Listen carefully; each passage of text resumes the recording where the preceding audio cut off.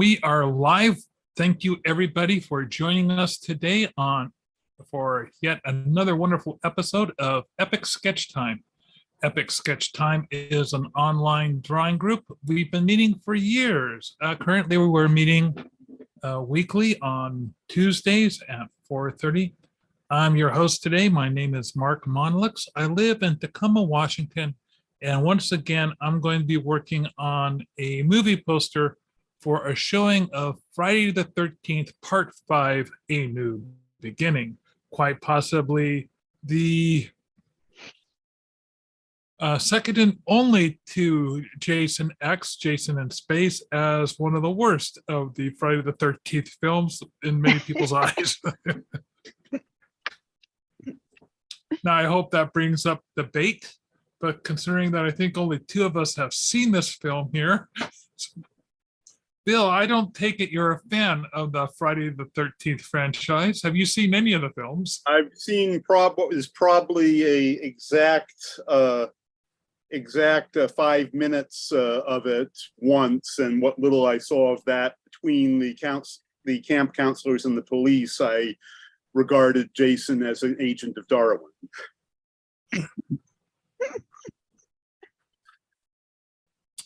Katie, how much of the franchise have you watched? I think I've seen every single one of them, not to be repeated, on many of them. It's okay. But yeah, I've seen all of them, but I really can't. Yeah, I've used my mental CPU space for other things besides remembering those movies. Except the first one. I've seen the first one 3 or 4 times. But to me that was kind of the the best one in a lot of ways. So a friend yesterday gave me this wonderful gem. So now you're a zombie. A handbook for the newly undead. And the guy who's the illustrator of this book, he does it in sort of like the type of images you would find in an airline flight instruction manual. Yep. I think I actually have a copy of this book somewhere downstairs on the bookshelf. So he was going to give it to me, but I said, well, how much did you pay for it? He says, well, I got it at a thrift shop for 50 cents. I said, let me give you $1. So I'm guessing that you probably have a signed version of it. Possibly. I think I might have gotten it at ZombieCon. Oh, yeah, that sounds right. Because when was that published? I think it was published probably in 2009 or 10. 2010. You are on the money. Yeah. Back when ZombieCon was still around. Yeah. So I would say I'm pretty sure that's where I got my copy of it. So I'm going to have to do a hunt for John Austin now to see if he's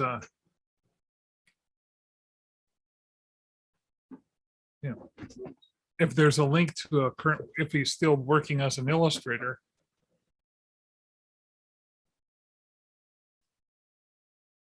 Does anyone else have a show and tell for today? Ooh. What do we calling a show and tell? What's the criteria for a show and tell? Anything you want to hold up to the camera, say, look at this interesting artifact in my life. Oh my God. Well, I don't have any over here. It's not a prerequisite. I have nothing today. Maybe I'll bring something interesting next week.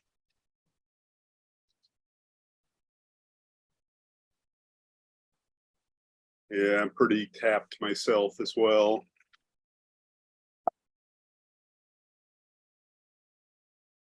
I did post a new piece of digital art on my Facebook. It was something I did for my husband so I can make a t-shirt for him because he wanted it. Um, but I don't even know how I would show it digitally from my phone. He likes that. We really enjoyed that show, The Righteous Gemstones. And Yes. there's this character, and his name is Uncle Baby Billy. And so Tim was like, I want a shirt that says, what would Uncle What? Baby Billy do? Uncle Billy, baby. Yes. That And sounds like so, the titles of the song, one of the songs from Tommy. yeah, it was funny. So yeah, so I did that for him. And yeah, he found it amusing. I just got to work on it a little bit. Might be something I'll bring next week to discuss about how you should draw something to make it easier to print on various types of media like t-shirts, stuff like that. Because I didn't realize when I made it, like I was like, oh, I'm doing a lot of shading and blending here, and how's that going to show up on a t-shirt? So that is I was like, that's something to ask Mark. He probably knows the answer to that. How to get something done on a t-shirt? Well, when you're planning your piece of art, whether it's Yes. digital or, acrylic, Oh, what do you need to do to plan for something like turning it into different types of mediums? Like if you're going to do a t-shirt, or you want to make prints, what do you do what are some rules or things that will make your life easier?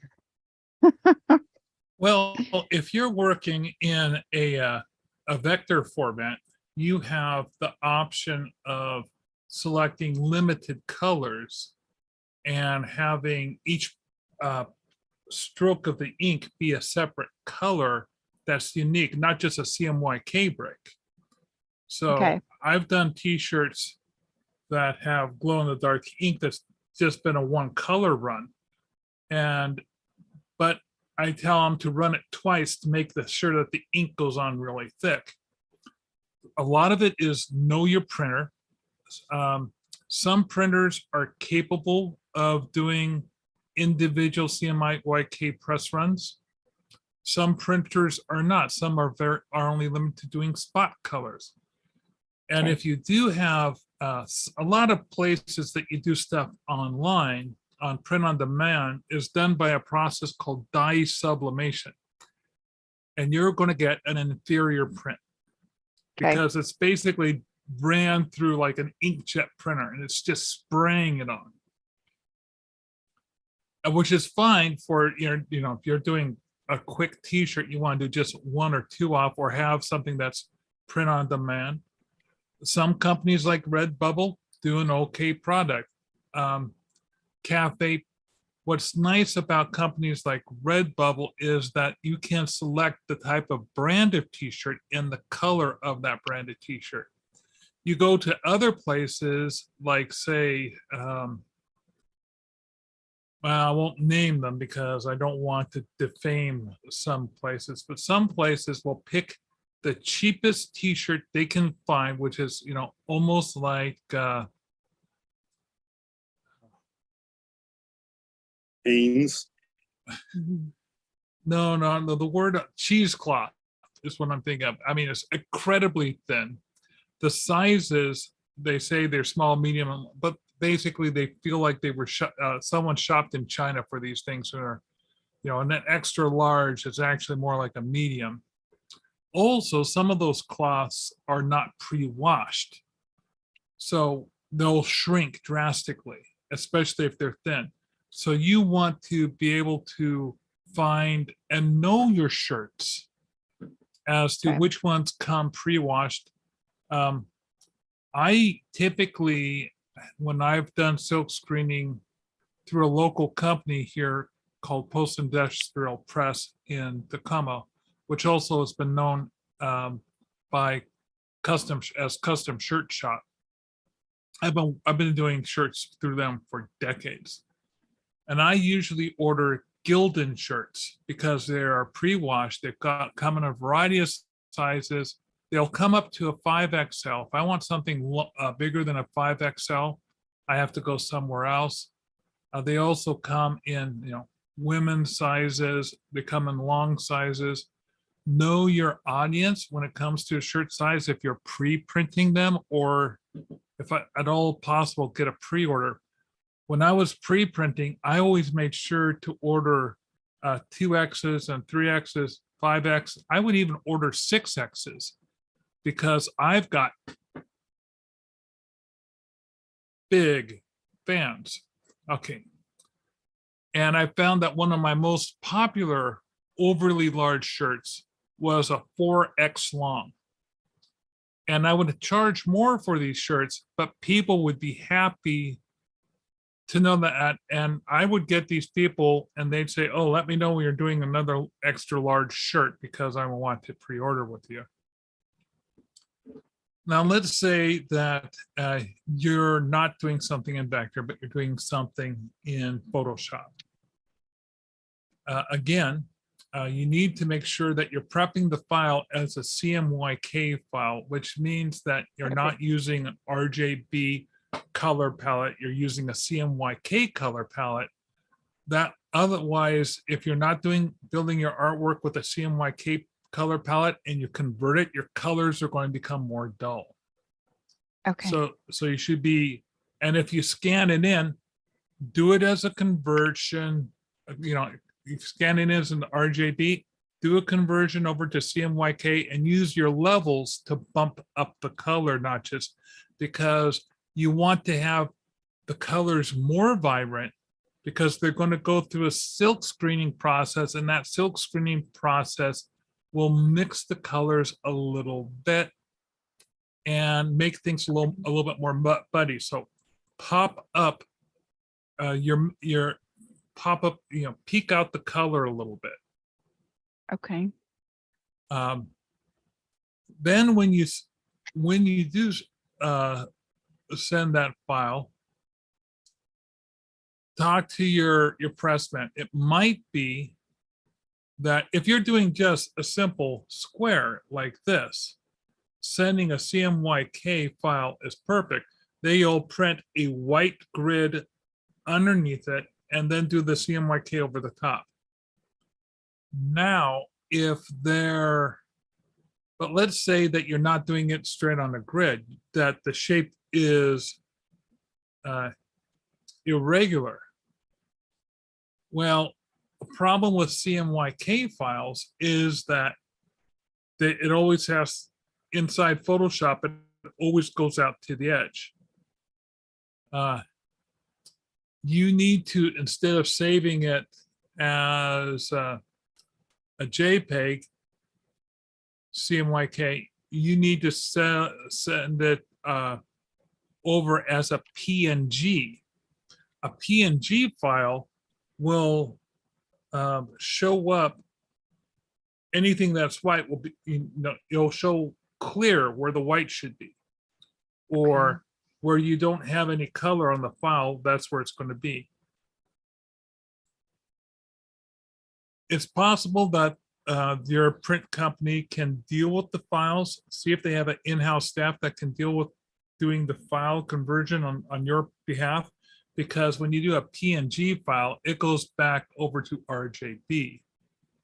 And it might be that what they'll do is they might throw you might throw a clipping path on your PNG file, or do a clipping path inside Photoshop, in which case that may change things.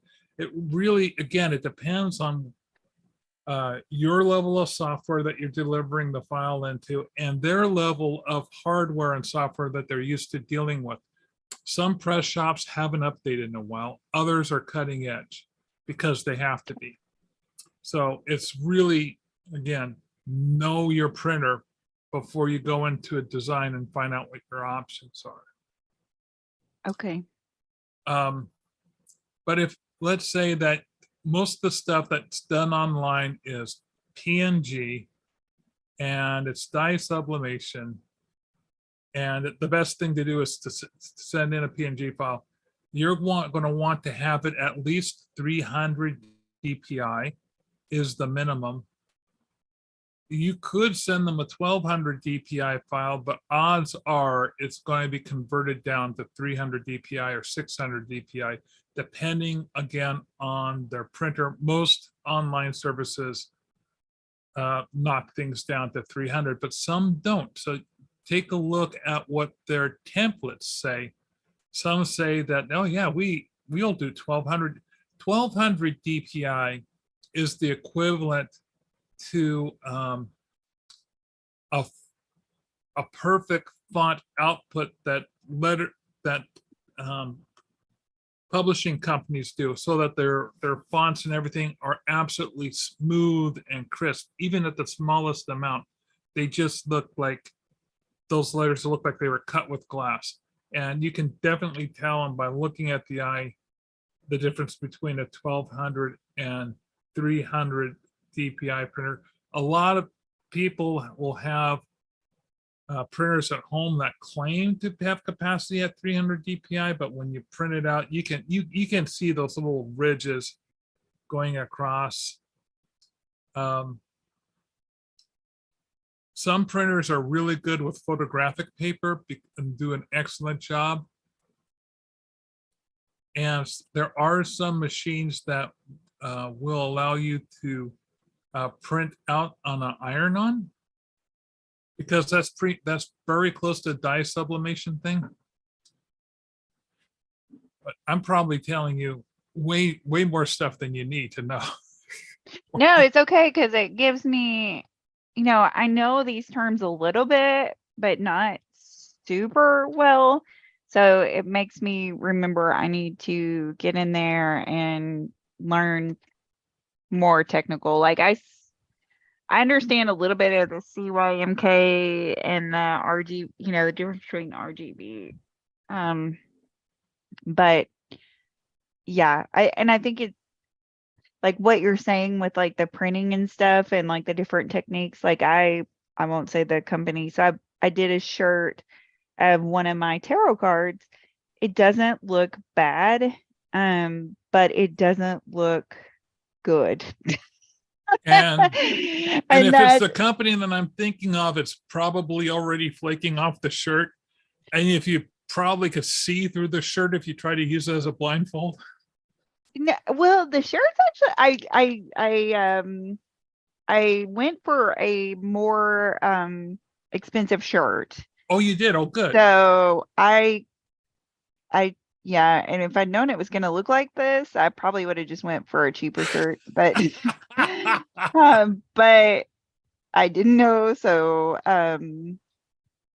I just went ahead and but I just, I want to make sure that if I make something for my hubby, I want it to look good, because I want him to be proud to wear it and be like, yeah, my wife made that for me, and also it's like when you make something, you want it to like, I don't want to say matter, because everything we create matters, but you want to be able to use it for a lot of different things without a lot of different, not a lot of effort. Am I making sense? Does that make sense? Yes. Okay. Well, that really enhanced the picture. I made it look very psychedelic. Took it to a different level. I've been doing a lot of paisley artwork this week, and those extra borders around it kind of give me that feel. If I suggest that if you do paisley in the background, that you make it look like little drops of blood and splatter. Give it a groovy vibe. I wasn't even thinking paisley, but that's kind of funny now. To think of that, like even if I just did the full outline and then put little, or it could be like the little paisleys, but inside there's like people screaming or a skull. Um, that's fun too. Um, It's yeah. just that you're going so 70s with it all of a sudden. I think that would be a wonderful thing to do. Well, I just felt like the background wasn't, it was too flat and it wasn't enhancing the picture like I thought it would. And so I was like, his glasses, and like I was trying to go for this whole fun, sinister vibe, but then I was like, these are fun sunglasses from like the 70s or something. So that's kind of where my mind was going. I was like, oh, let's try this. Let's see what happens. You know, I'm I'm going still in to that switch over to Procreate and show you some of the ideas I have in my head. Okay. I think Let's see. today is the day of tangents. Let's see if I can. I hope you're all beating the heat. I got a wonderful air conditioning unit in my office. And even then, I'm feeling a little clammy right now. I keep putting it on max and then reducing it down and putting it back on max again. Because We're oh, go ahead. because if I have it on max all the time, I actually get cold. So don't want that. And that is the weird that's kind of the weird predicament you get when it gets too hot. It's like you don't want to amp it up to the point that you're cold. Yeah, we have oh, go Oh, ahead. sorry. No, you're fine. Yeah, that's weird because I occasionally like to go work in the college library, and it's not cold, but I keep regretting not bringing an extra a chamois shirt or something similar because I feel chilled by the end of that session. But it's nothing compared to back in college where in Rhode Island, where, trust me, you do not know hot until you have New England humidity. And that was so. Oh, dude, I'm South Pacific hot in Japan. You do not know hot and muggy until you've lived through the monsoon season in Japan. Fair enough, but New England, compared to here in Washington, yeah. I'm able to tolerate and ignore what we're going through reluctantly, but fairly well. I can sleep through it anyway. But anyway, I was going to summer school one year, and it was so bad that I got over my general Puritan modesty and started wearing shorts, only to walk into the Arctic conditions of the air-conditioned classrooms there. It's a miracle I didn't catch pneumonia that summer.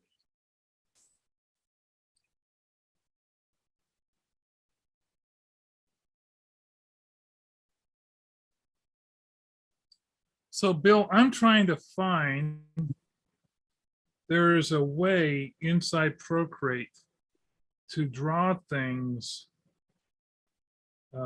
Where is the command where you can have it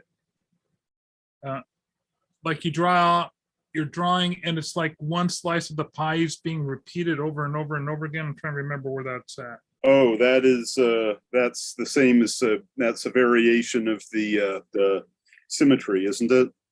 Yeah, where is symmetry hiding? Let me check it. I think I know this. It's is it underneath canvas information?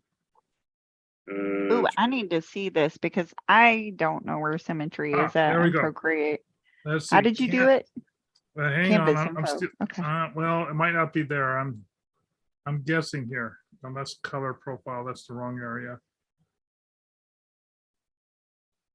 Where is this?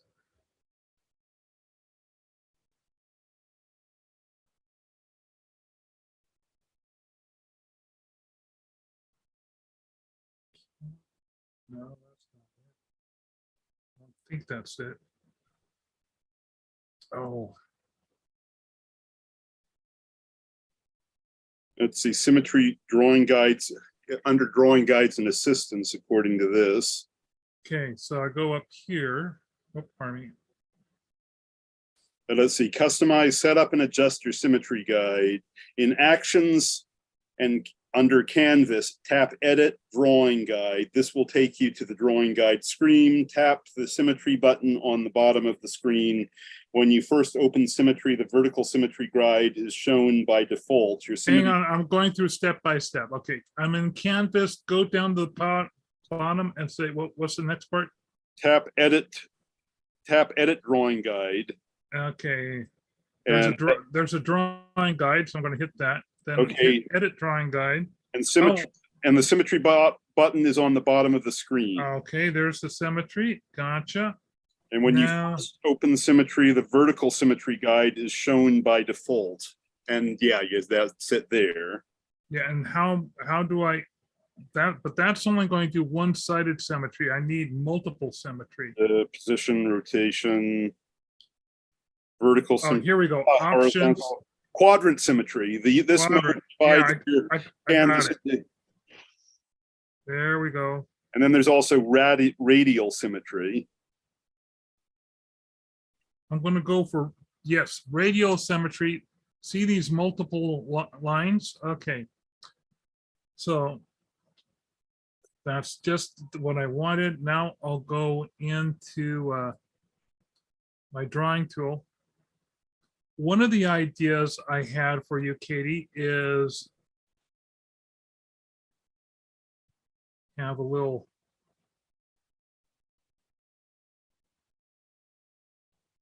knife, and then you have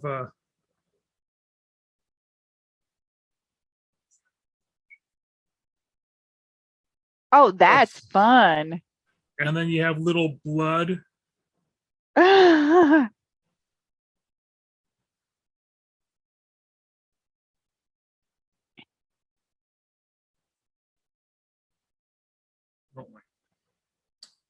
Another, let's see, I'm going to do another layer.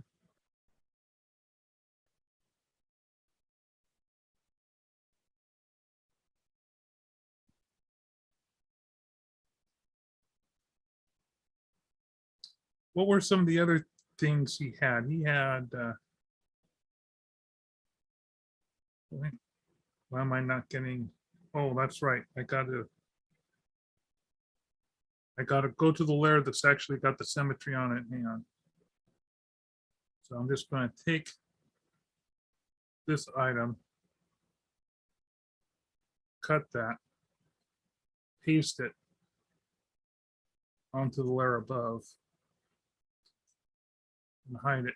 Now I'm back on the bottom. Let's see, another symmetry idea.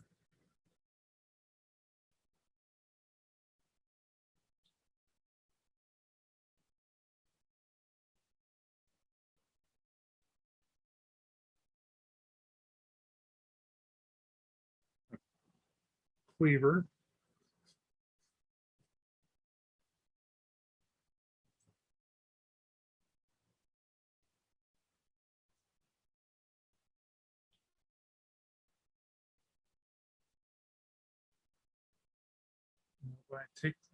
So you can take these and then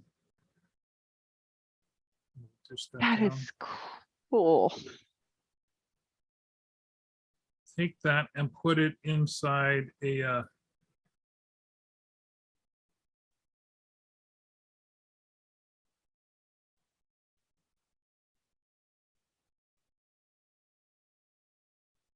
basic paisley pattern is this weird teardrop shape. And from there, teardrop, do an outline.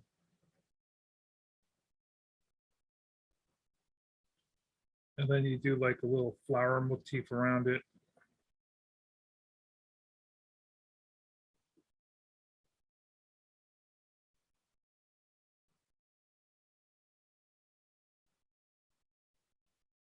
Then you do an outline around that.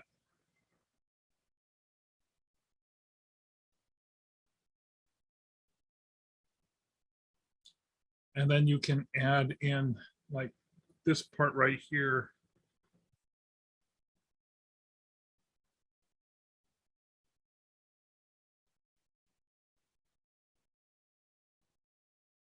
have like a little skull, and just do a couple of those around the fat part.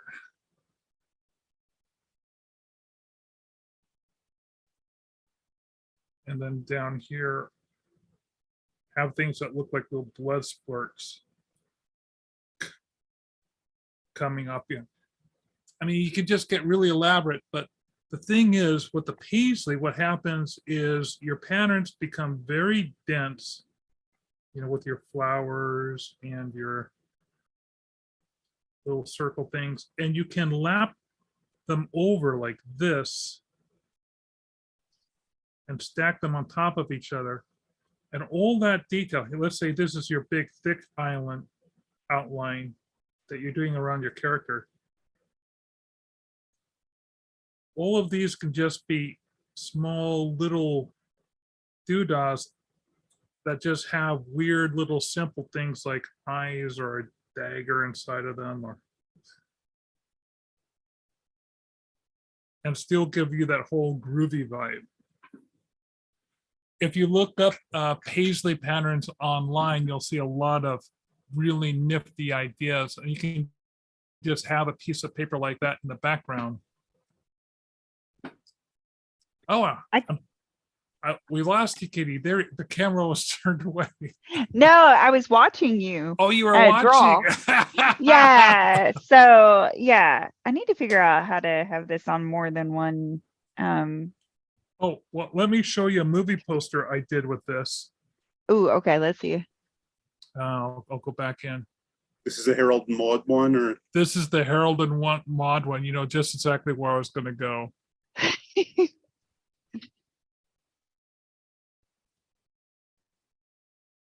So.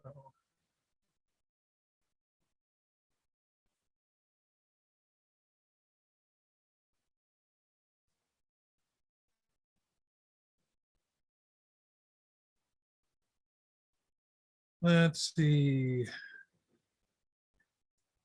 Where are my movie posters? Here we go. Movie posters.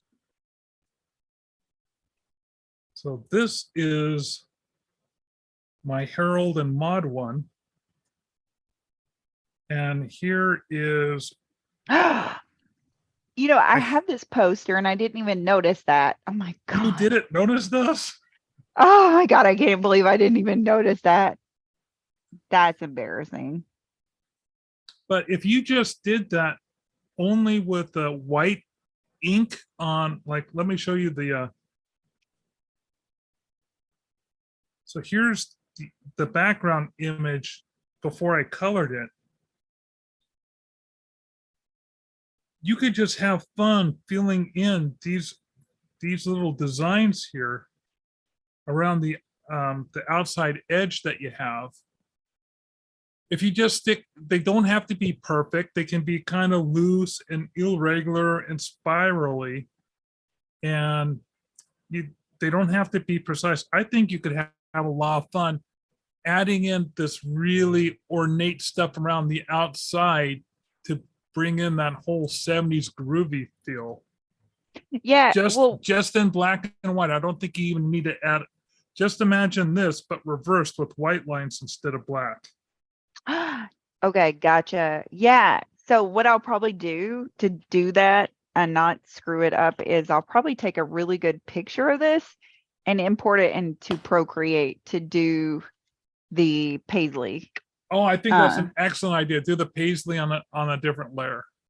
Yeah. And then I will just because one of the things I'm learning is how to use both tools, because I really enjoy doing things in acrylic, but then, giving it that enhanced look from putting it in Procreate and, changing some stuff around.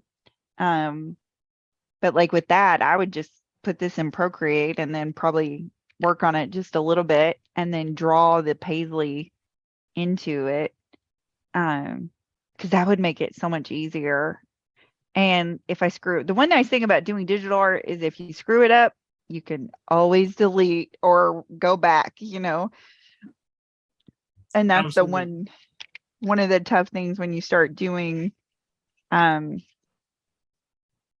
when you rely on doing like I like doing alcohol markers too, but that's also another, liability, is because you do something great and markers and it just takes one sleight of hand and you're done.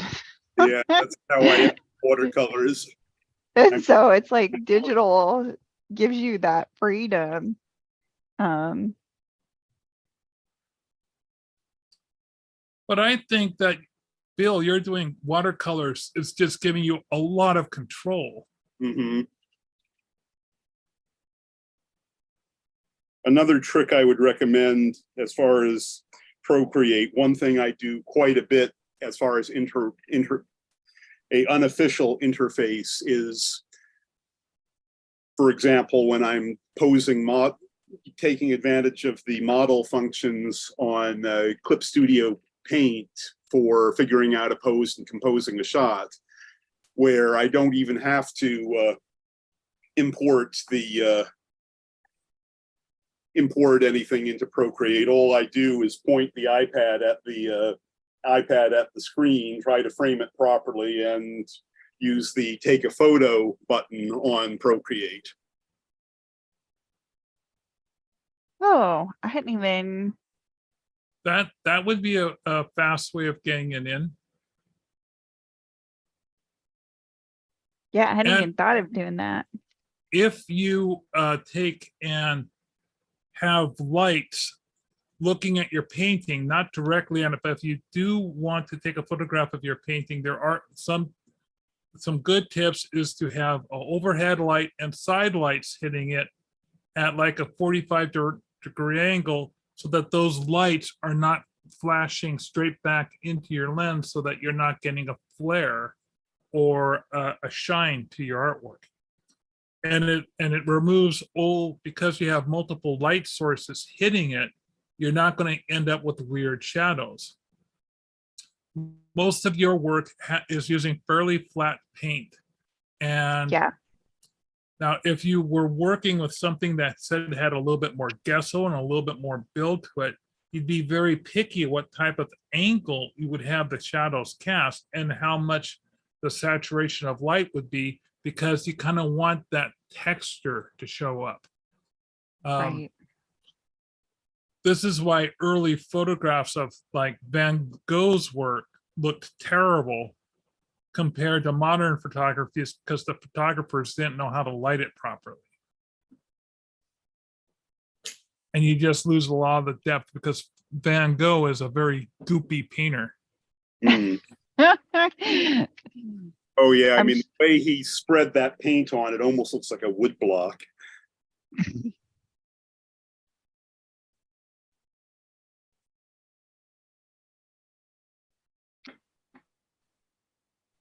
Wow, this is just so interesting how a couple different lines just completely change the context of this picture.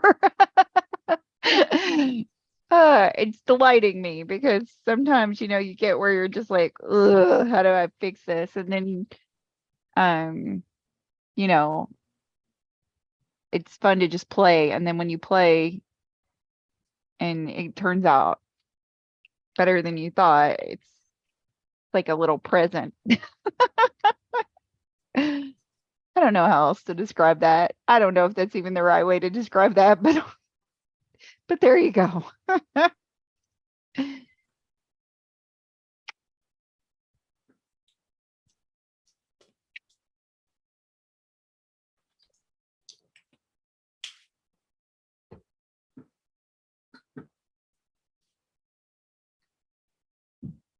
So I saw 2 movies this weekend. Uh-huh. All right. I saw X. That's not a bad movie. But I didn't see Pearl first. I'm getting the feeling I should have watched Pearl first. Because Well, oh, go ahead.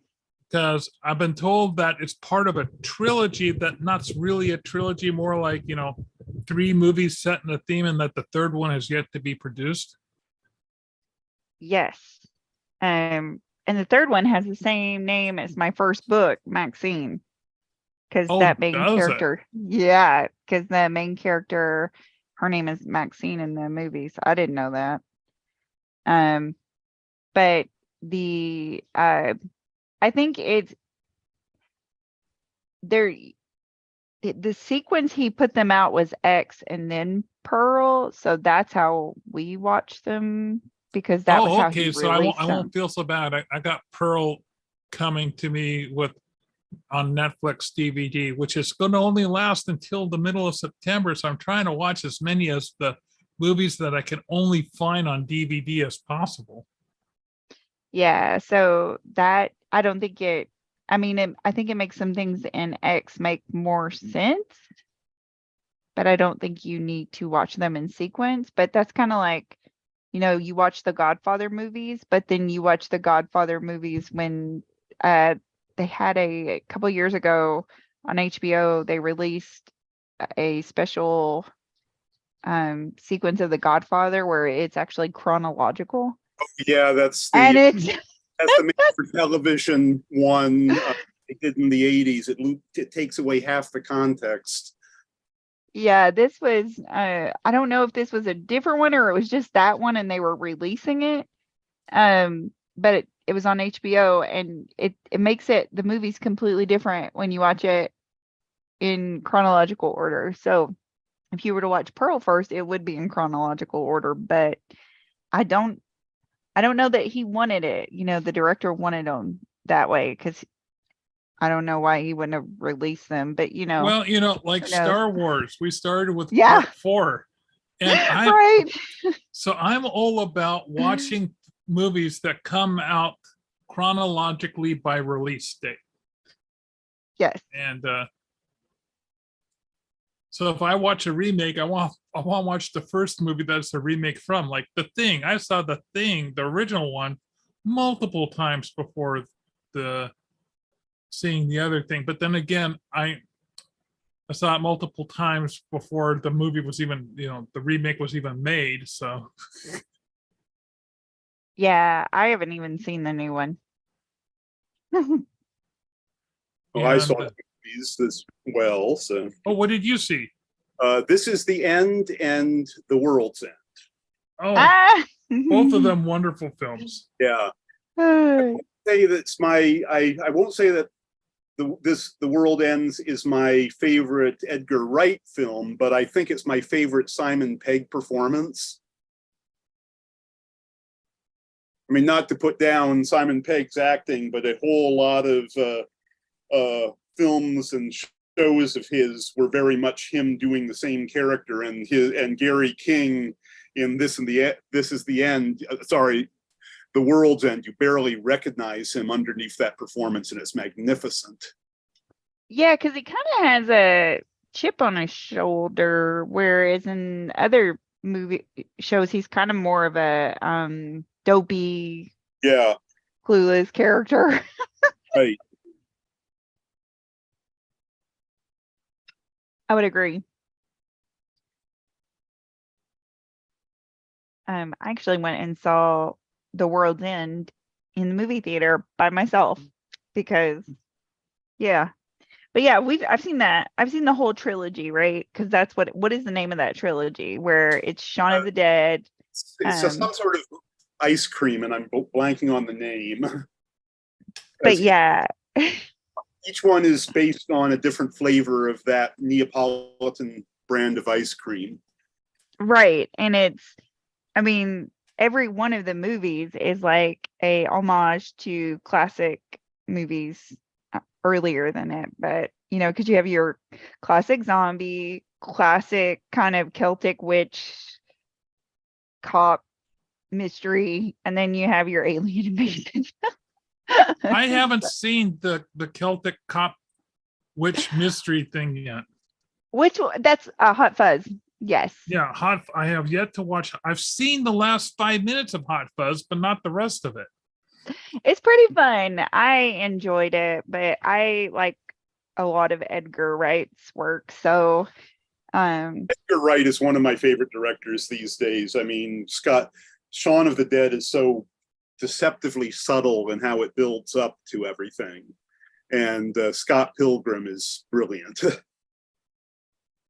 That was another funny movie. I actually saw that in the movie theater as well. I saw Scott Pilgrim in the theater. Oh my, with my wife. We laughed so hard. Yeah. Some movie going experiences were just wonderful, like Mystery Men. That movie hit me and my wife at just the right time. We went to the theater. We had a blast watching it. It was like when me and my brothers went to watch Ice Pirates. It just sometimes it just comes out and tickles your funny bone at just the right time. That, I've not had that. I've had that happen to me with two friends at movies where it was like it was just the craziest. Like me and the friend had either been through like some stressful stuff, like because they were work friends, and we went and saw movies, and then we almost laughed inappropriately. Like I saw the movie Disturbing Behavior with a friend, and we were working at a camp, and like people were trying to take the movie seriously as like a horror film, but we were both like, even though we were really young, we were horror buffs. And so it was like the whole damn movie, like we were just laughing through the whole movie to the point people were like turning around looking at us. But that movie had some real it's charming in its goofiness, right? And I think it's basically someone rewrote The Stepford Children, which was a made for television movie with Barbara Eden. I feel like and that was one of my favorite childhood movies besides Children of the Corn. But I love the Stepford Children. I don't know why. But then the other one that was really kind of like what you're saying was adult. It's that movie with Charlize Theron in Monster? No, adult fiction or adult. It has adult, and it's a comedy, but it's also a drama. But then my friend and I just laughed at the whole thing. So there's even this, I want to say it's adult fiction, or I swear it has fiction and adult in the title. But she's like a young adult. Maybe it's young adult. I don't know. But she's like a 30-something writer she writes young adult fiction, and she's just like a total train wreck basket case, like just the most immature person you would think, a train wreck. And she has this like whole dramatic scene where she is just like almost cringe, inappropriately dramatic. And like there were other people in the theater that were like quiet, almost like, oh my gosh, look at her meltdown. And me and my friend just looked at each other and just started laughing. And like people were turning around and looking at us, but we were just like, this is funny, right? So yeah, I get that. I just went on a tangent. And the other film I watched this weekend was Guardians of the Galaxy Volume 3. We watched that as well. That's on my to-do list. It's probably the next one that me and a friend will be watching over beers on Saturday. It was hard for me to watch. I feel like it needs almost like just a warning at the beginning of the movie that if you are sensitive to animal abuse, don't be aware of what you're getting into. That it stays with what that locker scene in the first movie only suggests. Yes, yeah. I mean, the one thing is you really understand Rocket after this movie. Of course, then Tim and I were kind of not laughing. We're kind of sad, but laughing how they canceled James Gunn and just got rid of him. And like that, who else can do Guardians of the Galaxy besides him? Like, he's amazing. That is his franchise. So it was saying that they were coming back with the next movie. And I'm like, I don't know about all that. I don't know if that's coming back, or if it is it going to be as good?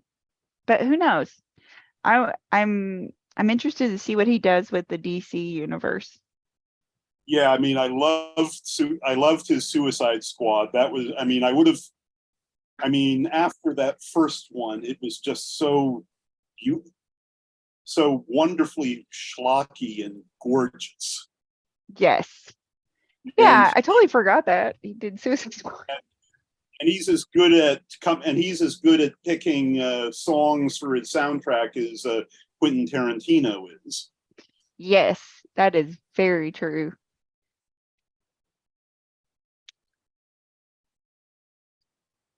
I think one of you guys need to do an intervention and tell me to quit making mini paintings.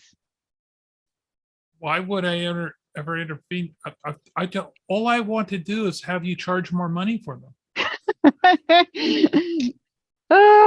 I know. Yeah. I just love making tiny pictures. I don't know. Make why. tiny pictures, but huge profits. You could quadruple your prices and not have to Oh my- worry about them flying.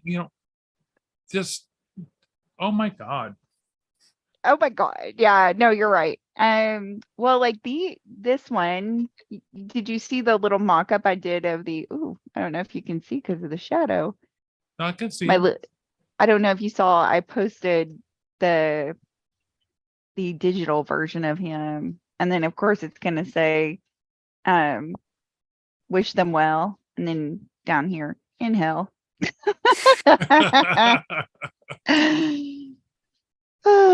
Well, did I tell you that I had someone say that my art was crude? And I was like, whoa, okay. Like I've never been called that before. I But think that they meant that in a positive. They probably meant to say primitive, which I don't has know. it does have a slight primitive feel to it, but that's a good. They probably didn't know the right terminology to use, but there's an aesthetic that is so charming. I think that's what they were trying to mention to you. I really don't know if that's what they meant, but Oh, okay. You think they were just kind of going, "Oh, you're a hack." yeah, no, I think he was just kind of like, oh yeah, you're one of those people who does offensive art. And I'm like, I don't do just offensive art, but I like to do fun art. Offensive? You do not do offensive art. I there are so many more people who do more offensive art than you do. Well, he saw my Ghoulie picture and was like, oh, this is crude. I was like, this is amazing. I don't know what you're talking about. Okay, it might be a little crass, but I don't think it's crude. I'm like, this is amazing. This is like what people need in their bathrooms, not I think I realized I was doing something right when people started sending me death threats for my art. What? Oh, you haven't had that happen yet? No, most people just either you want to make sure that they know that they could do my art as easily and as well as me. My prices are ridiculous, or stuff like that. Nobody's wanted to kill me yet. Well, no, I've gotten like one person was going. Let's see. Like I had a postcard promotion called the Mentally Illustrator. Oh and boy. Someone really got upset. This was decades ago. And someone really got upset that I was making fun of the mentally ill. I said, I'm making fun of myself, and any issues I might have with drawing, how can you point a finger at me saying that I'm making fun of mental ill? Of course I'm making fun of mental illness, but don't I have a right of making fun of myself? Mm-hmm. But oh man, they got so bent out of shape about that they didn't talk to me for years after that. I mean, my attitude with having dragged myself out of it, depression and anxiety are mine to mock. I have a license.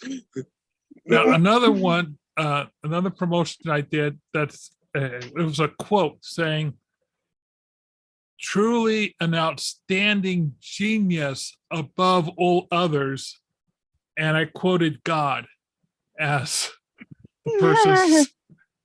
And someone said, where do you get off saying, quoting God? I said, wrote him back, but that's what God told me.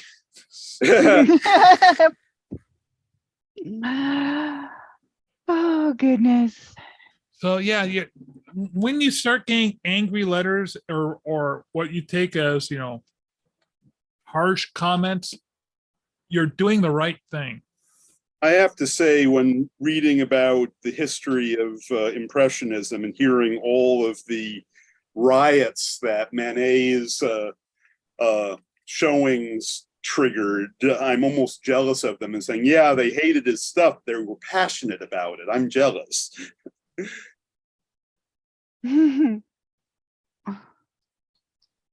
That is true. There were even pieces of classical music. I'm trying to remember which music it was that the audiences went into riots when they first heard it.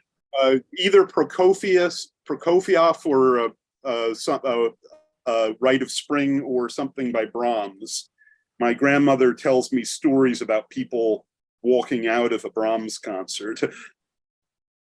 I want to say that for whatever reason, that sounds right. Like that particular Rite of Spring sounds correct. Yeah. Well, believe it or not, people, you have managed to listen to us yabber on and on about movies, how to do things in Photoshop, and paisley patterns, as well as our the various movies we watched this last week. Join us next week when we will cover more movies. And Bill, is there any thing happening with the Cartoonist Northwest meeting this week, or is that all? Because of Summer Blas, we're taking a break, but the drink and draw is on schedule for next Thursday, and by next Thursday I mean the Thursday after this one. Now, if you guys happen to be in Tacoma on a Monday, I host a group called Freelance Fandango, and they meet at a place called the Red Elm Cafe. And should you not be in town, a friend of ours, James Stowe, hosts an online version of Freelance Fandango on Mondays between on Sundays. On Sundays between 10 and noon. Thank you for the correction, Bill. Mm-hmm. And it was fun talking to you guys. I hope to see you and others next week at Epic Sketch Time. Okay. Yay!